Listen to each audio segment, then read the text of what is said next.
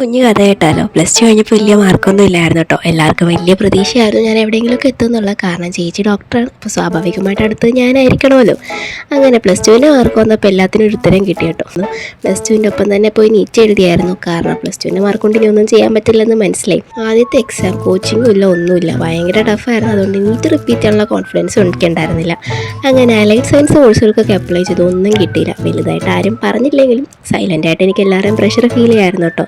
അവസാനം ഒട്ടും ഇഷ്ടമല്ലാതെ തൃശ്ശൂർ ഒരു കോഴ്സിന് പോയി ചേർന്നു. എനിക്ക് ഒട്ടും അഡ്ജസ്റ്റ് ചെയ്യാൻ പറ്റുന്നുണ്ടായില്ല കേട്ടോ. ഇത് എൻ്റെ വഴിയല്ലെന്ന് മനസ്സ് പറഞ്ഞുകൊണ്ടേ ഇരിക്കുകയായിരുന്നു. അവസാനം അത് ഡ്രോപ്പ് ചെയ്ത് വീട്ടിൽ വന്നപ്പോഴാണ് അറിയുന്നത് ഞാൻ നീറ്റ് ക്വാളിഫൈ ആയെന്നുള്ളത്. ടഫായിട്ടുള്ള എക്സാം എങ്ങനെ ക്വാളിഫൈ ആയെന്നുള്ള ഒരു ഐഡിയ എനിക്ക് ഉണ്ടായിരുന്നില്ല. പക്ഷേ ആ മാർക്കിന് എവിടെയും കിട്ടില്ല എന്നുള്ളൊരു തോന്നൽ കൊണ്ടാണോ എന്ന് അറിഞ്ഞുകൂടാ. ഞാൻ പിന്നെ നീറ്റ് റിപ്പീറ്റ് ചെയ്യാനുള്ള ധൈര്യം കാണിച്ചു. പക്ഷേ ഫുള്ള് ഡൗട്ടായിരുന്നിട്ട് ഇതെനിക്ക് പറ്റുമെന്നുള്ളത്. കാരണം ഭയങ്കര ടഫായിരുന്നു ആദ്യം എഴുതിയത് തന്നെ.